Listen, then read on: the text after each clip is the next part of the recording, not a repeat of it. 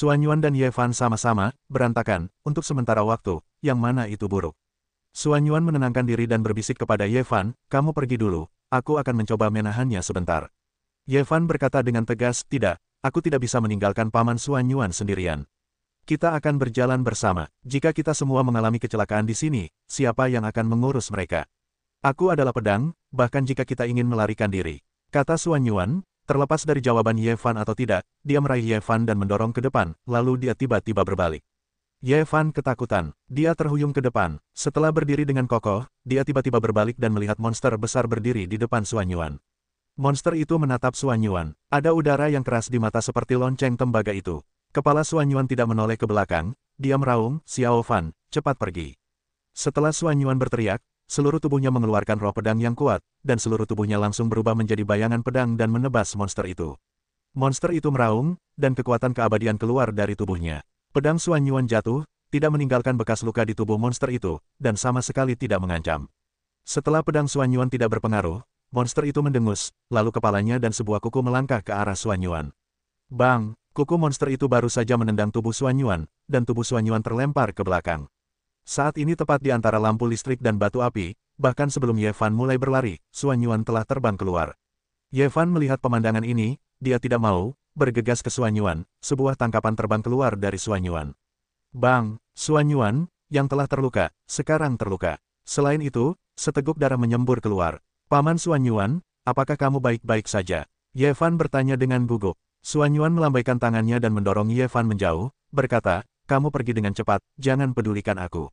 Di depan monster itu, mereka tidak memiliki kekuatan untuk melawan. Suan Yuan dapat bertahan selama yang dia bisa, selama dia dapat berjuang selama beberapa waktu untuk melarikan diri demi Ye Fan. Namun, pada saat ini, monster itu meraung dan bergegas ke arah mereka. Kuku raksasa itu menginjak tanah, dan tanah bergetar. Mata Ye Fan meledak dengan warna gila. Dia berbalik untuk menatap monster itu dan meraung. Dia menghembuskan napas ke seluruh tubuhnya dan bergegas menuju monster itu. Monster itu mengangkat kuku dan menendangnya. Ye Fan dan kuku itu bertabrakan bersama, dan merasakan dampak yang kuat pada tubuhnya. Kuku raksasa itu menghantam, dan tubuh Ye Fan terbang mundur seperti peluru. Bang! Tubuh Ye Fan menabrak pohon kuno, dan pohon tua itu retak. Ye Fan hanya merasakan gas berdarah menyembur dari tenggorokannya, dan seteguk darah tak kuasa untuk tidak keluar. Xiao Fan, apa kabar? Tanya Suan Yuan dengan cemas. Ye Fan menyeka darah dari sudut mulutnya dan berkata, aku baik-baik saja. Orang ini bahkan tidak bisa membunuhku. Kau pergilah, aku bisa bertahan. Suan Yuan meraung. Ye Fan berkata dengan senyum pahit, aku tidak bisa berjalan sekarang, Paman Suan Yuan. Jika kau bisa pergi, pergilah dengan cepat. Raungan. Sambil berbicara, monster itu meraung dan bergegas ke Ye Fan. Saat ini, Ye Fan sudah merasa tulang-tulang di tubuhnya akan patah, dan dia tidak memiliki kekuatan untuk bergerak lagi. Dia hanya bisa melihat monster itu bergegas, tetapi tidak ada cara. Ketika Suan Yuan melihat pemandangan ini, matanya pecah. Dia menggertakkan giginya dan menjerit panjang. Seluruh tubuhnya berubah menjadi pedang. Suara pedang itu berdenting. Dalam sekejap, pedang itu berubah menjadi pelangi dan menusuk monster itu. Kecepatan pedang ini sangat cepat. Dalam sekejap mata, pelangi panjang itu menusuk kepala monster itu. Monster itu tidak menyangka Suan Yuan akan berubah menjadi pedang yang mengerikan seperti itu. Terlebih lagi, serangannya begitu tiba-tiba dan ganas sehingga tidak sempat bereaksi, jadi pedang itu ditusukkan ke kepalanya. Meskipun pedang yang dibuat oleh Suan Yuan itu ganas, wilayahnya terbatas, dan ada luka di tubuhnya. Sangat mustahil untuk menembus kepala monster itu sepenuhnya. Pedang itu hanya ditusukkan setengah dan tidak bisa masuk ke fan. Bahkan jika hanya ditusukkan setengah, monster itu menjerit.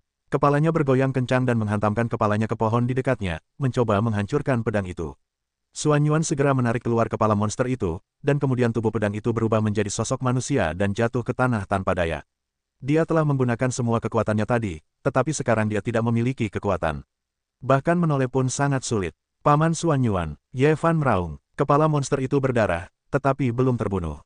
Matanya memerah karena darah, menatap marah ke arah Suan Yuan yang tergeletak di tanah, lalu meraung dan bergegas ke Suan Yuan, mencoba menginjak-injak Suan Yuan menjadi saus daging dengan kukunya yang besar.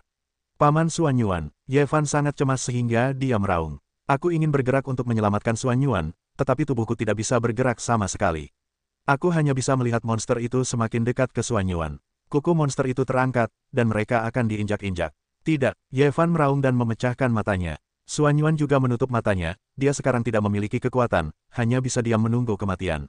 Namun, pada saat ini, monster itu mengangkat kuku tetapi tiba-tiba berhenti, seluruh tubuhnya kaku di tempatnya. Pupil mata Ye Fan menyusut, dia melihat kepala monster itu tiba-tiba berdebar, untuk sementara waktu, meledak, daging dan darah terciprat kemana-mana, beberapa tetes darah terciprat ke wajahnya. Setelah kepala monster itu meledak, tubuh monster itu jatuh dan menghantam tanah. Bumi bergetar beberapa kali, Xuan Yuan merasakan sesuatu menetes di wajahnya, sedikit hangat dan merasakan tanah bergetar. Dia membuka matanya dengan keras dan melihat monster itu jatuh di sisinya. Dia tiba-tiba terkejut. Pada saat ini, Ye Fan melihat seorang pemuda datang ke arah mereka. Pemuda itu dengan hati-hati melihat dirinya sendiri dan Xuan Yuan yang tergeletak di tanah. Setelah beberapa kali melihat, pemuda itu tiba-tiba menunjukkan senyuman. Kamu adalah Ye Fan. Pemuda itu segera berkata sambil tersenyum kepada Ye Fan. Ye Fan mengerutkan kening, dia adalah pertama kalinya ke negeri dongeng, bagaimana seseorang bisa mengenalinya. Aku menemukanmu. Pemuda itu segera datang ke Ye Fan, penuh kegembiraan. Ye Fan sedikit bingung dan berkata, kakak, sepertinya kita belum pernah bertemu. Bagaimana kau tahu namaku? Pemuda itu berkata sambil tersenyum, kau seharusnya tidak memanggilku kakak. Itu salah, kau seharusnya memanggilku paman kedua. Aku adalah saudara angkat ayahmu, peringkat kedua, jadi kau seharusnya memanggilku paman kedua. Ye Fan mendengar ini, terkejut dan berkata, apakah kau mengenal ayahku? Tentu saja, pemuda itu adalah Huan Tianyu. Huan Tianyu berkata, tentu saja, nama ayahmu adalah Ye Chen, dan orang di sebelahmu adalah Xuan Yuan. Apakah aku benar? Masalah ini masih perlu dikatakan perlahan, jika harimau terbang itu tidak secara tidak sengaja bertemu dengan kita, ayahmu tidak akan tahu bahwa kau akan naik ke negeri dongeng. Mendengar Huan Tianyu mengatakan nama Ye Chen dan harimau Feitian, Ye Fan sekarang sepenuhnya yakin dan bahkan berkata, apakah kau benar-benar paman keduaku? Apakah masih ada yang palsu? Huan Tianyu tertawa, lalu mengeluarkan pil, berkata, minumlah pil ini, kau akan segera pulih. Ye Fan mengambil pil itu dan meminumnya. Huan Tianyu merasa lega saat melihat Ye Fan meminum pil itu. Kemudian dia mengambil pil itu dan pergi ke Xuan Yuan. Dia berkata, Ye Chen dan aku adalah saudara. Kamu adalah saudara Ye Chen. Kami adalah saudara. Tidak terlalu buruk untuk memanggilmu saudara Xuan Yuan. Xuan Yuan tersenyum pahit dan berkata, aku tidak tahu saudara tahu. Huan Tianyu melihat Xuan Yuan berbicara begitu keras, dia menyela dan berkata, kamu yang bicara. Minumlah pil ini dulu. Namaku Huan Tianyu. Huan Tianyu menyuapkan pil itu ke mulut Xuan Yuan. Xuan Yuan menelan pil itu dan menarik napas dalam-dalam. Dia tidak berbicara lagi. Huan Tianyu berkata, bukankah kalian punya beberapa orang? Bagaimana dengan Long Qing, Long Tong, dan Chang Jian? Luka Ye Fan tidak separah luka Xuan Yuan, jadi dia membuka mulutnya dan berkata, mereka semua sedang berkultivasi di sebuah gua sekarang. Huan Tianyu menarik napas dan berkata, akhirnya aku menemukan kalian semua, ayahmu masih mencarimu kemana-mana. Aku harus memberitahu mereka untuk datang ke sini. Huan Tianyu berkata, dengan kekuatan abadi yang terkondensasi menjadi dua burung yang terbang keluar. Kamu istirahatlah yang cukup, ayahmu seharusnya sudah di sini saat itu. Kata Huan Tianyu. Ketika Ye Fan mendengar bahwa dia akan segera dapat melihat Ye Chen, dia merasa gembira dan gugup. Bagaimanapun, dia sudah tidak melihat Ye Chen selama beberapa tahun. Setelah sekitar 1 jam, Ye Fan dan Xuan Yuan sama-sama merasa bahwa luka mereka hampir sembuh. Mereka terkejut, luka mereka belum pulih selama lebih dari sebulan, dan mereka telah pulih hanya dalam waktu 1 jam. Pil macam apa ini? Begitu ajaib.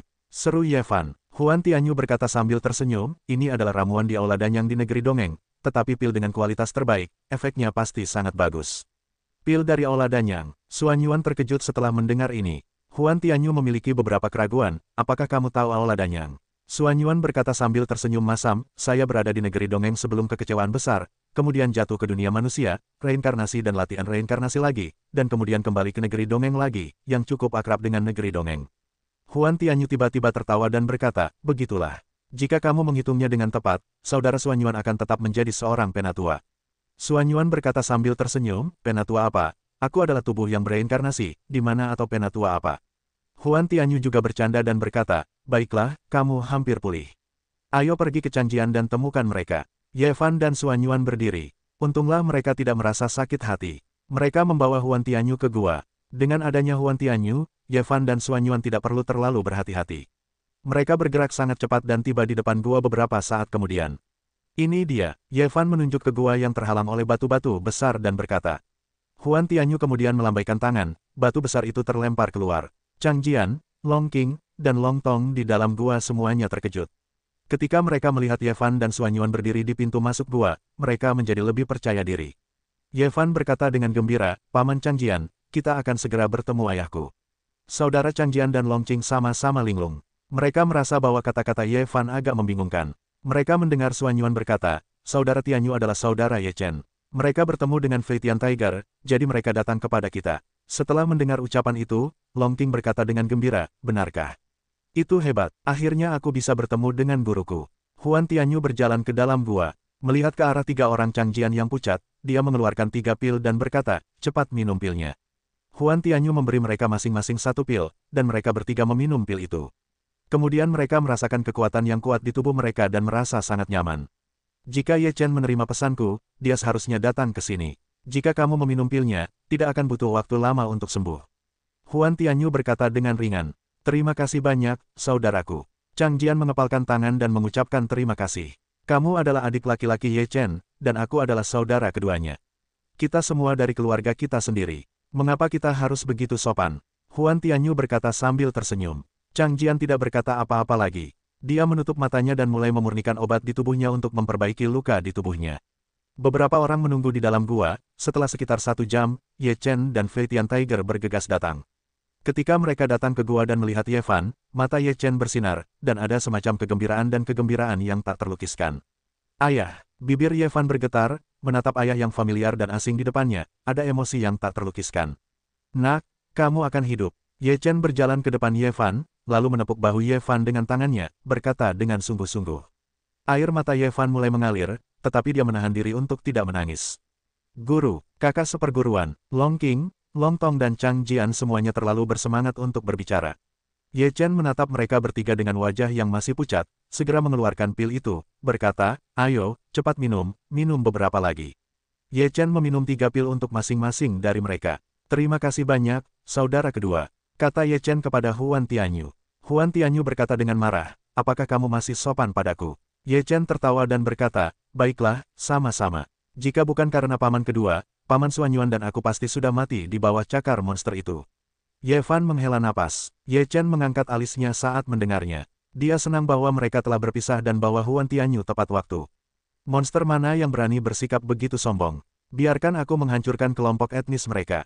Harimau terbang di bahu Ye Chen berteriak untuk mengatakannya. Ye Chen tidak marah untuk membuangnya, langsung saja pukul kubah Huan Tian yang baru saja datang. Huan Tianxiong tertegun sejenak, dan berkata, apa yang terjadi di sini? Harimau terbang bersenandung, kamu memukul pamanku. Bukankah kamu terbang ke sini? Huan Tianxiong ragu. Ye Chen melihat Huan Tianxiong datang, dan berkata kepada Ye Fan, Xiao Fan, ini pamanmu.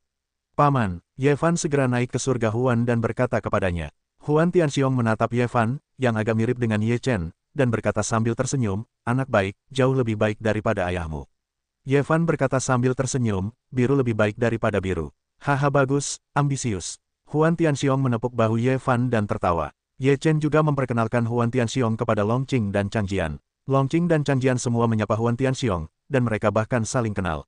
Ye Chen berkata kepada Huan Tianxiong, ketika mereka terluka parah, kita akan pergi ke kota Yunchun untuk sementara waktu, dan kemudian membahas hal-hal berikut. Huan Tianxiong setuju dan mengangguk. Kemudian, sekelompok orang menunggu Long Qing, Long Tong, dan Chang Jian untuk memperbaiki luka mereka di gua. Ketika pedang Chang memperbaiki luka, tulang-tulang pedang di seluruh tubuh bersinar lagi dengan bantuan pil. Semburan ki pedang keluar dari tubuh, dan seluruh gua dikelilingi oleh ki pedang. Huan Tianxiong dan Huan Tianyu sama-sama terkejut. Ye Chen menjelaskan, adik seperguruanku memiliki tulang pedang bawaan, yang merupakan konstitusi terbaik untuk berlatih kendo. Itu adalah tulang pedang bawaan. Tidak heran ada roh pedang yang mengerikan seperti itu. Huan Tianxiong membelalakan matanya dan berkata dengan ngeri. Itu luar biasa. Huan Tianyu juga terkejut. Pada saat yang sama, ada suara halus nyanyian naga dan suara elang yang meraung dari tubuh Long Qing dan Long Tong. Ini adalah Huan Tianyu dan kubah Huan Tian lainnya yang juga sedikit terkejut. Ye Chen berkata, mereka berdua istimewa. Mereka bukan manusia, mereka adalah monster. Mereka memiliki 5 garis keturunan, naga, elang, mayat hidup, burung petir dan phoenix. Ketika Ye Chen mengatakan ini, Huan Tianxiong dan Huan Tianyu tercengang. Mereka dipenuhi dengan 5 jenis darah. Apakah ini terlalu luar biasa? Bagaimana ini bisa dilakukan? Huan Tianyu bertanya. Ye Chen berkata sambil tersenyum, ibunya memiliki darah naga, elang, dan burung petir. Ayahnya adalah mayat hidup, jadi dia memiliki darah phoenix. Begitulah, Huan Tianxiong tiba-tiba mengangguk. Kali ini, bukan Long Qing dan kakak seperguruannya Long Tong yang memiliki darah burung mayat hidup. Mereka tidak bisa bertahan sampai sekarang. Kata Ye Fan. Ye Chen mencela diri sendiri dan berkata, kamu pahit. Setelah beberapa saat, Chang Jian, Long Qing, dan Long Tong semuanya bangun dari latihan. Wajah mereka kemerahan dan mereka tampak sangat baik. Luka-luka di tubuh mereka baik-baik saja. Ye Chen melihat bahwa mereka bangun dan tampak baik-baik saja. Dia berkata, "Baiklah, mari kita tinggalkan gunung dan pergi ke kota Yunchun di dekatnya." Rombongan itu meninggalkan gua dan menuju kota Yunchun. 2 hari kemudian, mereka tiba di kota Yunchun. Setelah tiba di kota Yunchun, Ye Chen mengajak Ye Fan ke lantai pertama pavilion Yunchun dan meminta beberapa toples anggur kelas 3. Setelah anggur diletakkan di atas meja, setiap gelas anggur diisi. "Ayo, mari kita bersulang bersama. Hari ini bahkan untuk mengucapkan selamat atas kedatanganmu ke negeri dongeng." Ye Chen mengangkat gelasnya dan berkata sambil tersenyum. Kerumunan bersorak bersama. Suan Yuan, beberapa orang Changjian setelah minum, seluruh tubuh tidak enak, aliran panas menyebar di tubuh, seluruh tubuh terasa terbakar. Dan kemudian mulai memurnikan kekuatan itu. Anggur jenis apa ini? Suan Yuan penuh dengan keterkejutan. Anggur di sini dibagi menjadi 9 tingkatan. Kekuatan setiap kelas berbeda, dan itu bagus untuk kultivasi. Ye Chen berkata sambil tersenyum.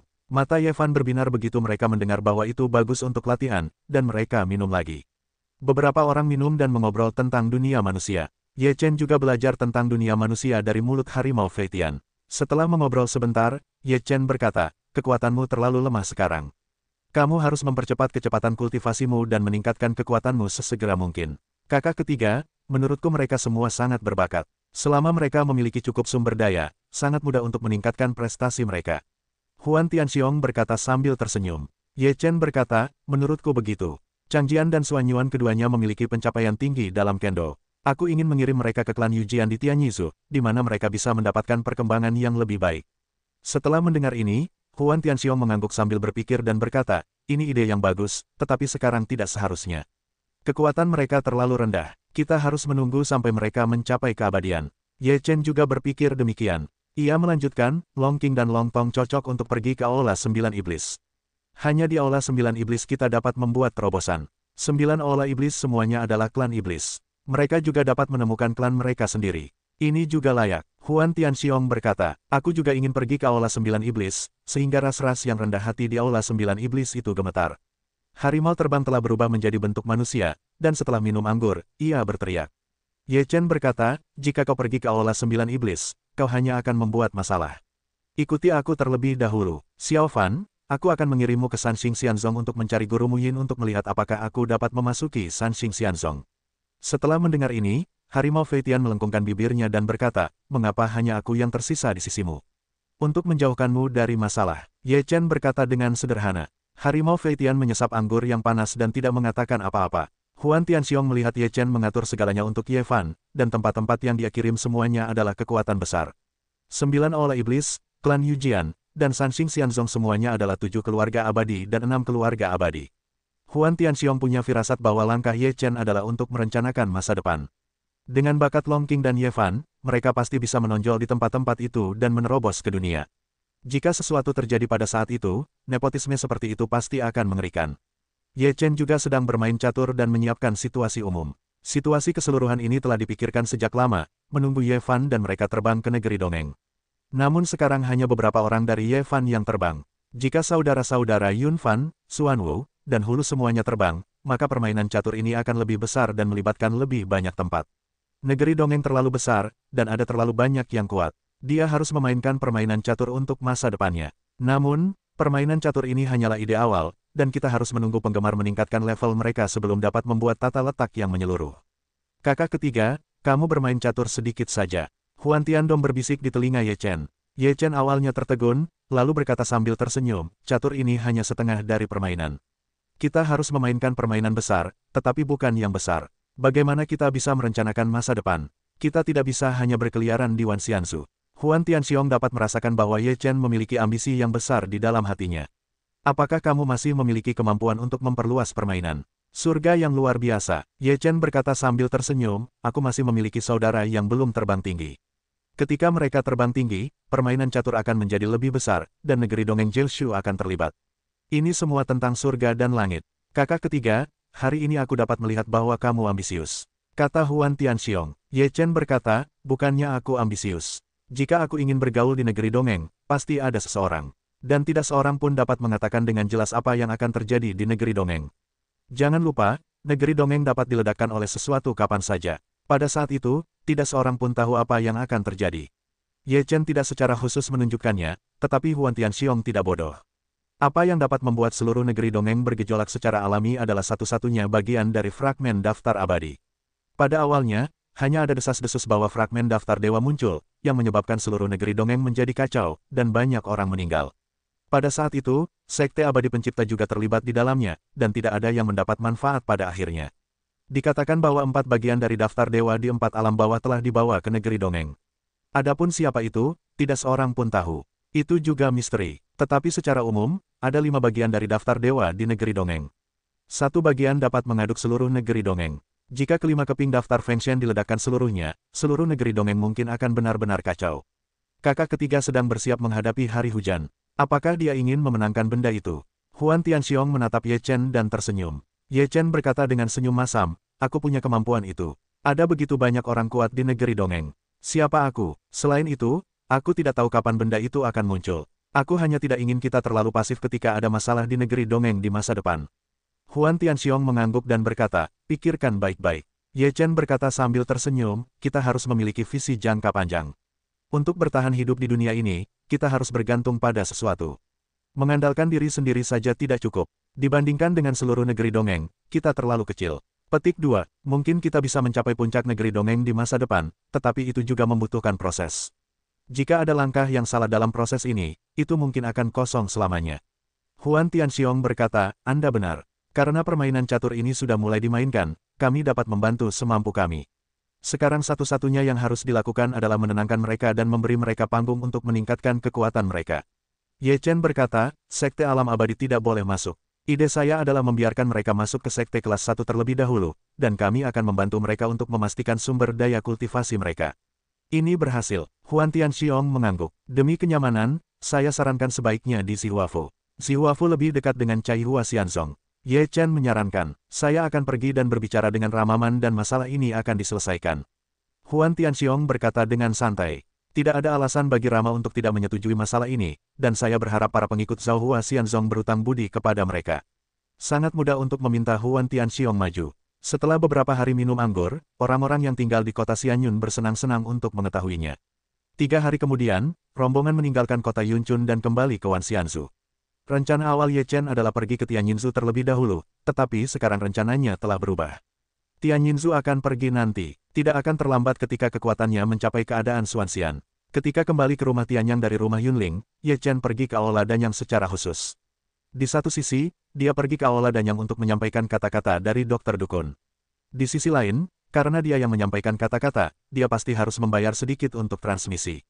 Dia tidak memintanya untuk dirinya sendiri, tetapi untuk Ye Fan. Setelah tiba di Aula Danyang, Ye Chen meminta saudara Huan Tianyu dan Huan Tianxiong untuk membawa beberapa orang Ye Fan secara bergantian, dan dia pergi menemui Guo Tua. Ye Chen berjalan ke pintu masuk lantai 2.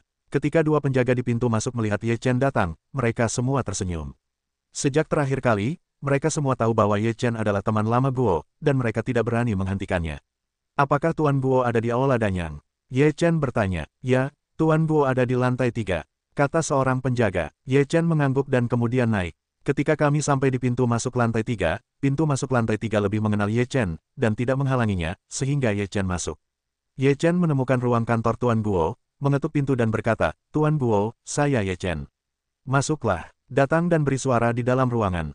Setelah Ye Chen masuk ke dalam ruangan, Tuan Guo menatap Ye Chen dan berkata sambil tersenyum, mengapa kamu di sini lagi?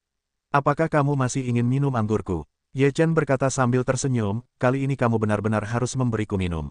Mengapa kamu berkata begitu? Guo Tua memandang Ye Chen dan tahu bahwa Ye Chen pasti punya sesuatu.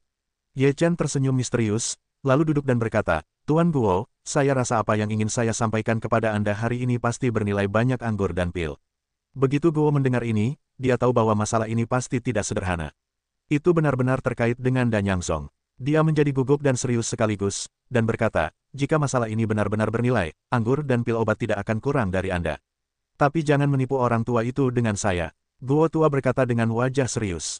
Ye Chen berkata sambil tersenyum, lihat apa yang Anda katakan, apakah saya orang seperti itu?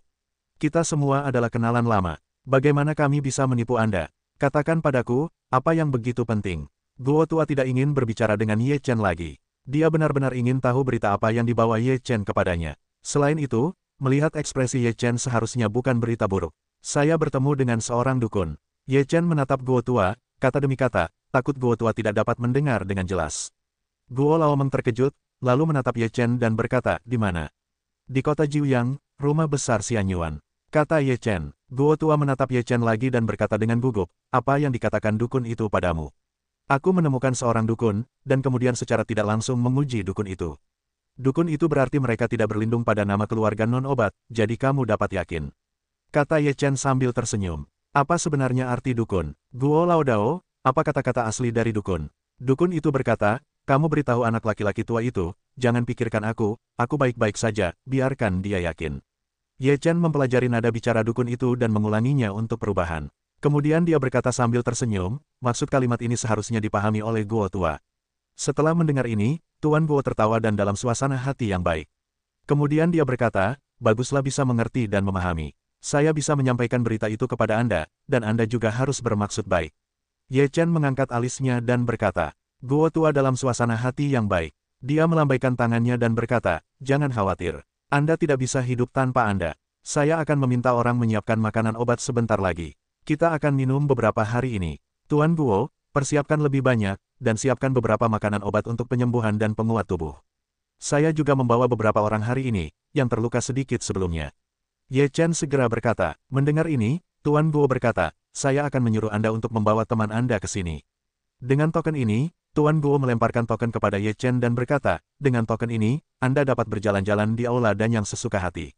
Selain beberapa tempat khusus, tidak ada yang berani menghentikan Anda di 3 lantai ini. Ye Chen mengambil token itu dan melihatnya. Hanya karakter dan yang terukir di sana. Pada saat ini, Guo tua sudah pergi, dan Ye Chen juga turun ke lantai pertama. Dia menemui beberapa orang di kubah Huantian dan berkata, ayo kita ke lantai 3, Tuan Guo sudah menyiapkan jamuan obat untuk kita. Kedua saudara Huantian Xiong menjilati bibir mereka. Setelah minum obat terakhir kali, mereka masih merasakan sisa rasa yang tak ada habisnya. Setelah beberapa orang tiba di lantai 3, Tuan Guo membawa mereka ke aula resepsi. Ye Chen memperkenalkan Ye Fan kepada Tuan Guo satu persatu. Tentu saja, Ye Fan adalah orang terakhir yang memperkenalkan mereka. Ini anakku, Ye Fan. Ye Chen berkata sambil tersenyum. Mendengar kata-kata Ye Chen, Tuan Guo tertegun sejenak lalu melihat wajah Ye Chen dan Ye Fan. Jika kita hanya melihat penampilannya, mudah untuk dianggap sebagai saudara. Kamu punya anak laki-laki, seorang anak laki-laki. Ye Chen berkata sambil tersenyum, ya, ini anakku. Ye Fan mengepalkan tangannya dan berkata, Tuan yang baik. Guo tua masih belum bisa kembali kepada Tuhan. Zheng Zheng menatap Ye Fan, setelah beberapa saat hanya menghela nafas, berkata, awalnya kamu sudah menikah. Ye Chen berkata, sejujurnya, aku sudah menikah sebelum aku terbang ke negeri dongeng. Istriku masih di dunia sekarang, dan akan segera datang ke negeri dongeng. Guo tua mengangguk dan berkata, baiklah, keluarga akan bersatu kembali. Meskipun Tuan Guo berkata demikian, ada sesuatu yang salah di hatinya. Dia tahu pikiran Yao Ling tentang Ye Chen dengan sangat jelas, tetapi dia tidak berpikir bahwa putra Ye Chen lebih besar dari Yao Ling. Siapa yang akan berdebat dengan ini? Setelah mengobrol sebentar, makanan berobat telah disajikan, dan semuanya ada di atas meja. Ye Chen berkata, ini bisa dibuat dengan pil dan peri, dan itu adalah obat terbaik. Kamu bisa minum lebih banyak, dan lukanya baru saja pulih. Kamu bisa membuat tubuhmu. Jangan sungkan. Ye Chen mengatakan itu, seolah-olah dia adalah tuannya. Dia sama sekali tidak menganggap dirinya sebagai orang luar. Old Guo juga berkata sambil tersenyum, makanlah, ini khusus disiapkan untukmu, dan minumlah sedikit lagi anggur obat ini. Bagi mereka yang baru saja pulih dari cedera, efeknya sangat bagus. Sejak Tuan Guo berkata demikian, Ye Fan dan istrinya menjadi tidak sopan. Setelah menggigit pertama, mereka menjadi semakin tidak sopan. Beberapa orang, seperti mereka yang telah lapar selama beberapa hari, menjadi sangat marah, sama sekali tidak menghiraukan makanan dan citra pribadi mereka. Pamannya, aku akan mencoba paha ayamnya untukku. Kamu sudah makan satu, aku akan mencoba yang ini untukku. Aku pamanmu, Tiger. Fei Tian Tiger sedang makan dan berteriak. Berikan aku sup. Kamu belum makan selama ratusan tahun, kan? Aku berkata, perhatikan citranya. Jangan sampai kehilangan muka tuan. Long King berkata, sambil mengulurkan tangan, dia mengambil kaki domba panggang dan mengunyahnya. Kamu bisa mengatakan bahwa kamu telah memakan setengah dari seluruh domba panggang itu sendirian. Fei Tian Tiger menyeringai. Ye Fan beberapa orang yang memanggil angin dan angin, penuh dengan meja sayur untuk dilihat tidak banyak. Mata Guo tua itu lurus. Jika mereka tidak dibawa oleh Ye Chen, dia pasti sudah kelaparan selama beberapa hari. Ini benar-benar mengerikan. Ye Chen melihat ekspresi Guo Laodu yang tercengang oleh pemandangan ini. Dia berkata sambil tersenyum, Tuan Guo, Maaf, mereka belum makan makanan enak di negeri dongeng ini. Alasan utamanya adalah makanan obat di Aula Danyang sangat enak. Mereka tidak memiliki makanan seperti ini di waktu biasa. Guo tua berkata sambil tersenyum, tidak masalah. Aula Danyang lainnya tidak mengatakan, makanan obat ini dapat dimakan dengan santai. Jika tidak cukup, tidak masalah jika diletakkan di atas meja. Tuan Guo, mari kita makan beberapa domba lagi dan sup lagi. Orang ini tidak bisa minum semangkuk. Harimau terbang tidak sopan untuk mengatakannya. Guo tua berkata sambil tersenyum, baiklah, saya akan meminta mereka membuat meja dan memberi Anda 3 salinan dari semuanya. Tetua Guo murah hati, harimau terbang menyanjung jalan. Tuan Guo tertawa dan memerintahkan orang untuk mempersiapkan. Sekarang setelah dukun itu membuat pernyataan, Tuan Guo seharusnya merasa lega karena mereka tidak dalam posisi yang stabil. Saya kira itu juga karena mereka tidak ingin orang-orang dengan nama keluarga non-narkoba menemukan mereka. Ye Chen tidak mengambil alih penampilan Fei Tian Tiger dan Ye Fan yang sedang makan, dan berkata sambil tersenyum kepada Guo tua. Guo tua masih mengerutkan kening dan berkata, tetapi saya masih tidak mengerti mengapa dokter dan dukun itu tidak melawan. Ye Chen berkata, mereka tidak melawan sekarang. Saya pikir mereka sedang menunggu kesempatan, atau mereka tidak melawan. Jika mereka ingin melawan, mereka akan dipukuli atau dibunuh secara langsung. Mendengar kata-kata Ye Chen, Tuan Guo mengangkat alisnya dan tiba-tiba berpikir tentang seperti apa dia dan berkata, ini sangat mungkin. Apa itu dukun dan dukun gaib? Jangan bicara tentang pembunuhan, bahkan jika itu sedikit tidak nyaman bagi mereka, bagaimana mereka bisa melepaskan orang-orang itu? Kata Ye Chen sambil tersenyum. Patua Guo berkata sambil tersenyum, kau bisa melihatnya dengan jelas. Ye Chen berkata sambil tersenyum, jika aku tidak mengerti beberapa hal, aku tidak akan hidup sampai sekarang, dan aku tidak akan bisa minum denganmu. Patua Guo tertawa dan berkata, anak baik, kemarilah dan minumlah. Ye Chen mengangkat gelas anggurnya, lalu menyentuh gelas itu dengan Tuan Guo. Keduanya meminumnya dalam satu tegukan. Setelah itu, Ye Fan memakan 2 meja besar makanan obat, terutama Fei Tianhu, Long Qing, dan Long Tong. Mereka sendiri adalah monster. Mereka memakan banyak makanan. Setelah memakan 2 meja, mereka sama saja dengan tidak makan. Namun, Suan Yuan dan Chang Jian tidak dapat bertahan. Mereka hanya dapat menggunakan keterampilan mereka untuk memurnikan. Setelah makan dan minum cukup banyak, Tuan Guo mengatur agar Ye Chen tinggal di sana. Ye Chen dan kelompoknya tidur nyenyak setelah minum anggur. Keesokan paginya, Ye Chen bangun pagi-pagi. Setelah dia keluar dari pintu, seorang pria dari Aula Danyang datang dan berkata dengan senyum sopan, Tuan Ye Chen, Tuan Guo ada urusan dengan Danyang Song. Dia tidak tahu kapan harus kembali. Dia takut Anda tidak bisa menunggu, jadi izinkan saya memberikan barang-barang ini kepada Anda. Pria itu mengeluarkan tas surga dan bumi dan memberikannya kepada Ye Chen, lalu dia pergi. Ye Chen membuka tas surga dan bumi dan melihatnya. Ada banyak anggur obat di dalamnya, dan ada lebih dari selusin botol dan toples. Ye Chen tidak melihat dan tahu bahwa semuanya ada pil. Guo tua masih menarik. Ye Chen tertawa. Ketika Ye Fan, Huan Tianxiong dan yang lainnya bangun, Ye Chen membawa mereka keluar dari Aula Danyang dan langsung pergi ke kota Baidi. Ketika dia tiba di kota Baidi, Ye Chen pergi ke Aula Danyang kota Baidi. Sekarang kekuatan pengelolaan Aula Danyang di kota Baidi telah kembali ke tangan Gelao. Setelah Ye Chen tiba di Aula Danyang, semua personel di Aula Danyang telah berganti.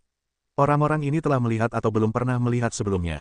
Sekarang jauh lebih nyaman berada di sini. Tidak ada penindasan. Ye Chen berjalan di Aula Danyang dengan senyum santai di wajahnya. Itu benar, bocah Guyang telah melakukan kejahatan di sini, dan sekarang dia pantas mati.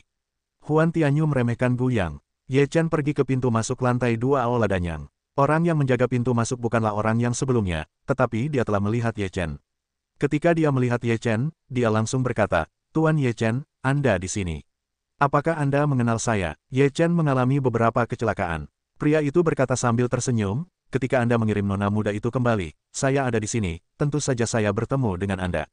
Ye Chen mengangguk sambil tersenyum dan berkata, apakah Tuan Ge ada di sana? Tuan Ge ada di sini. Saya akan melaporkannya kepada Anda. Pria itu tetap sibuk. Ye Chen berkata sambil tersenyum, tidak, aku akan mencarinya sendiri. Silakan, pria itu langsung menyerah. Mereka adalah teman-temanku, mereka. Ye Chen tidak keluar, tetapi pria itu secara alami mengerti apa yang dimaksud Ye Chen. Karena mereka adalah temanmu, kalian bisa naik bersama. Kata pria itu. Ye Chen berkata sambil tersenyum, terima kasih banyak. Ye Chen dan yang lainnya langsung menuju pintu masuk lantai 3, yang dijaga oleh seseorang. Melihat sekelompok besar orang berlari ke lantai 3, penjaga itu segera menghentikan Ye Chen. Untuk memasuki lantai 3, kalian harus mencapai alam Xuanxian. Tidak ada alam Xuanxian, jadi kalian tidak bisa memasukinya. Ye Chen berkata, kami mencari Gelao. Tolong beritahu Gelao bahwa Ye Chen akan datang untuk membicarakan masa lalu dengannya. Penjaga itu menatap Ye Chen, lalu mengerutkan kening dan berkata, apakah kalian kenal Gelao? Ya, jika kalian pergi melaporkan bahwa Ye Chen telah datang, dia akan tahu. Ye Chen berkata dengan ringan. Pada saat itu, seorang pria parubaya turun dari lantai 3. Dia melihat Ye Chen pada awalnya. Dia sedikit terkejut, lalu dia berkata sambil tersenyum, "Saudara Ye Chen, Anda di sini." Ye Chen melihat ke bawah orang-orang, tetapi juga berkata sambil tersenyum, "Saudara Wang, lama tidak bertemu." Pria parubaya ini adalah orang pertama yang memberikan 100.000 batu abadi Haoyun dan kepada Ye Chen dan Qin Wuyang. Kakak Wang kembali lagi kali ini setelah dia digantikan terakhir kali. Dia juga menjadi orang kecil yang bertanggung jawab. Sekarang dia kebetulan berada di lantai 2. Dia tidak pernah menyangka akan bertemu Ye Chen. "Pelayan Wang, apakah Anda tahu?" tanya penjaga. Saudara Wang berkata sambil tersenyum, "Ini teman Gelao." Pria itu langsung tertegun, dan kemudian menatap Ye Chen dengan sedikit malu. Ye Chen tidak peduli, dan dia merasa lega. Ye Chen berkata sambil tersenyum, "Saya akan mencari Gelao. Kalau begitu saya akan mengantarmu." Saudara Wang berkata dengan antusias. "Itu bagus." Ye Chen mengepalkan tangannya dan tertawa. Saudara Wang membawa Ye Chen dan kelompoknya ke lantai 3 dan datang ke kamar Gelao. Ketika sampai di pintu kamar, Saudara Wang berkata, "Gelao ada di dalam. Aku masih ada urusan lain. Aku pergi dulu." Ye Chen mengangguk sambil tersenyum. Setelah Saudara Wang pergi, Ye Chen mengetuk pintu rumah. Terdengar suara tua dan bersemangat dari pintu, "Masuk." Ye Chen memberi tanda berhenti kepada yang lain, lalu mendorong pintu dan masuk. Setelah masuk ke kamar, Tuan Ge masih menulis sesuatu. Dia merasakan seseorang masuk dan mendongak. Ini membuatnya linglung. Lalu dia berkata tanpa diduga, "Ye Chen, kenapa kamu di sini?" Ye Chen berkata sambil tersenyum, "Lewat sini, aku tahu kamu sudah menjabat lagi, jadi, aku akan datang dan melihat-lihat." Pak Tua Ge tidak diterima. "Tentu saja diterima. Aku sudah mendengar," Pak Tua Guo berkata. "Jika bukan karenamu, aku tidak akan bisa kembali ke sini." Ye Chen berkata dengan wajah yang tidak sopan, dibandingkan dengan kata-kata seperti itu, "Aku berharap hal-hal yang lebih langsung."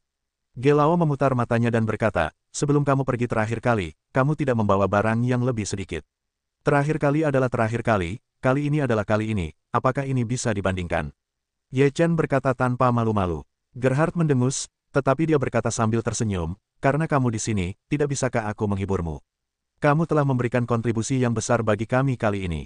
Aku juga membawa beberapa orang ke sini, dan aku datang untuk menggosok makananku." Ye Chen tertawa dan berkata keluar, "Kalian semua masuklah." Setelah suara itu turun, Gelao melihat 7 atau 8 orang masuk dari pintu.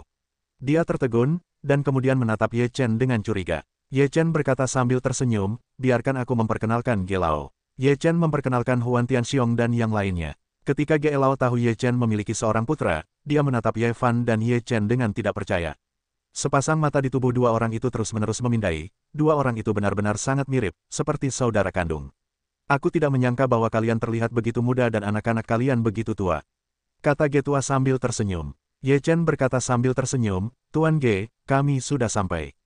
Tuan Guo adalah tuan rumah yang baik. Jika Anda datang ke Tuan Ge, Anda tidak akan hanya berdiri seperti ini. Sudah waktunya makan malam. Itu sangat baik dari Anda." Gelao tidak tertawa terbahak-bahak. Ye Chen berkata sambil tersenyum, "Orang-orang masih ingin makan." Baiklah, aku akan mengirim orang untuk menyiapkan," kata Ge tua sambil tersenyum. Pak Tua Ge memerintahkan orang-orang untuk menyiapkan meja besar berisi makanan berkhasiat obat. Ye Chen dan rombongannya tidak sopan.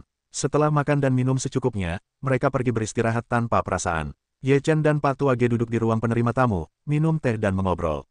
"Saya telah mempelajari sesuatu tentang markas besar dari Tuan Guo. Kali ini saya benar-benar ingin mengucapkan terima kasih atas bantuan Anda." Pak Tua Ge selalu mengucapkan terima kasih dari lubuk hatinya. Ye Chen melambaikan tangannya dan berkata sambil tersenyum, "Jangan berterima kasih padaku, Pak Tua Ge. Saya juga mengurusnya, hanya saja saya beruntung." Pak Tua Ge berkata, "Pak Tua Guo benar. Anda terlahir dengan keberuntungan. Kalau tidak, Anda tidak mungkin bisa mengirim nona muda ke kota Baidi dengan selamat." Berbicara tentang Yao Ling, Pak Tua Ge tiba-tiba teringat sesuatu dan mendesah pada Ye Chen. Ye Chen menatap Pak Tua Ge dan mendesah. Dia tampak sedang memikirkan sesuatu, tetapi Pak Tua Ge tidak mengatakannya, dan dia tidak berinisiatif untuk bertanya. "Tuan Ge, saya sudah banyak membantu. Saya tidak ingin mengirim pil. Bisakah saya mendapatkan diskon saat datang ke sini untuk membeli pil? Pil ini terlalu mahal untuk dibeli." Ye Chen tersenyum dengan wajah pucat pasi. Tuan Ge tertawa, lalu mengeluarkan token dari tangannya dan melemparkannya ke Ye Chen. Dia berkata, "Ambil token ini dan datang ke sini nanti. Semua pil didiskon 50%. Ye Chen melihat token itu. Ada juga kata, "dan" di atasnya, yang mirip dengan token yang diberikan oleh Tuan Guo. Dia mengambil token Tuan Guo dan bertanya, "Apa perbedaan antara token ini dan yang ini?" Setelah melihat token yang diberikan oleh Tuan Guo, Tuan Ge memiliki ekspresi yang tidak terduga dan berkata sambil tersenyum, token yang diberikan oleh Guo tua jauh lebih tinggi daripada milikku. Selama kamu memegang token itu, kamu dapat menikmati layanan VIP di Aula Danyang manapun. Semua pil didiskon. Ketika Ye Chen mendengar ini, dia sangat gembira dan segera menyimpan 2 token. Dia takut token yang diberikan oleh Jenderal Ge akan kembali. Melihat tangan Ye Chen begitu cepat, Ge Lao hanya menggelengkan kepalanya sambil tersenyum pahit. Setelah seharian di kota Baidi, Ye Chen dan rombongannya pergi dan menuju Zihuafu. Setelah hampir 20 hari, mereka kembali ke Zihuafu. Demi menenangkan Ye Fan, Ye Chen berdiskusi dengan Huan Tianxiong dan pergi ke Ramamen terlebih dahulu. Orang yang mendengar bahwa penguasa surga keluar dari gerbang surga. Meskipun sekte Rama hanya sekte kelas 1, itu jauh lebih buruk daripada kekuatan super seperti Zhao Hua Xianzong. Namun, kepala sekte Rama juga seorang pemimpin sekte dan orang yang kuat di tingkat Xuanxian. Dalam identitasnya, apa yang bisa membuatnya keluar dari aula untuk bertemu, itu juga harus menjadi tingkat patriarki atau alam Xuanxian. Sekarang, salah satu dari 10 murid teratas sekte Zhao Hua Xianzong memintanya untuk keluar untuk menyambutnya. Ini menunjukkan betapa lama ingin memiliki hubungan baik dengan Kaisar. Bagaimanapun, Gunung Tianfa berada di Zihuafu. Bersama dengan Tuan Romo, Luo Ye pergi menemui tetua Wan Yan. Wan Yan tidak bingung. Awalnya, dia tersenyum lebar. Namun, saat melihat Ye Chen, senyum di wajahnya langsung kaku. Saat ini, mata Ye Chen juga menatapnya dengan senyum di wajahnya. Wan Yan tidak bingung, ada perubahan ekspresi, masih dengan senyum. Merupakan kehormatan besar bagi Anda untuk mengunjungi kami. Setelah Luo Ye mengundang beberapa orang ke aula, Huan Tianxiong berkata dengan sopan sambil tersenyum. Dia tidak salah mengatakan ini. Secara umum, murid inti Cai Hua Xianzong adalah pasukan lanjutan dari Cai Hua Xianzong. Mereka sangat mementingkan mereka. Oleh karena itu, murid inti ini sama sekali tidak menghormati mereka, apalagi sekte mereka. Huan Tianxiong tidak berbicara omong kosong. Dia berkata, kali ini saya datang ke sini, saya ingin meminta bantuan Tuan Luomen.